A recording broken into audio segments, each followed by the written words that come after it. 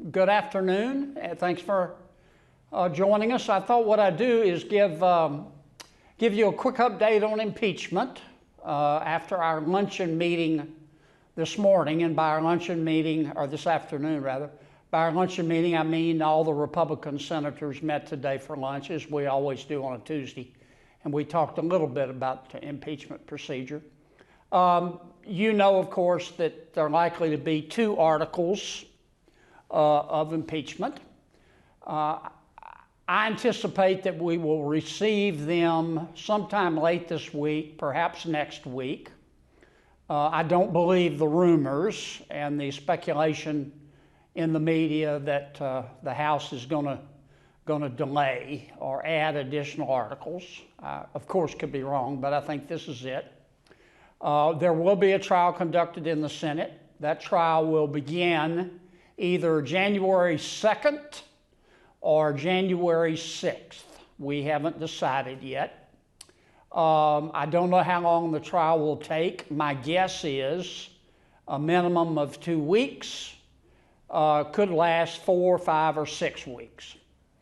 I will vote. The rules will be set either by negotiated agreement on which all senators have to vote, or just a straight up Senate vote in terms of the rules on how we will proceed. I can tell you right now that I will vote to allow both sides, the House managers of the impeachment articles and the President, to have virtually unfettered discretion to cross-examine all witnesses, to call any witness that they want to, and to offer any rebuttal evidence that they want to. And I will vote that way because I think that no one is above the law, but nobody is beneath the law.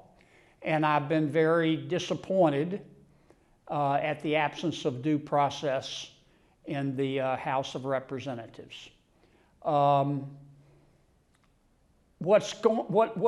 has happened in the House concerns me greatly for 2 reasons. Number one, this will be the first partisan, purely partisan impeachment in the history of the United States. And I worry that Speaker Pelosi, in her decision to do this, is normalizing impeachment as a routine political weapon. Someday we will have a Democratic president. We know that our country is divided and presidential elections are always close. So when we do have a future Democratic president, the roughly 1/2 of the American people who voted against him or her, the first time the new president does something that the half who voted against him or her disagrees with, they're going to be saying impeachment. Impeach the new president. You did it to Trump. Now do it to the Democrats. I don't think that's healthy for American democracy.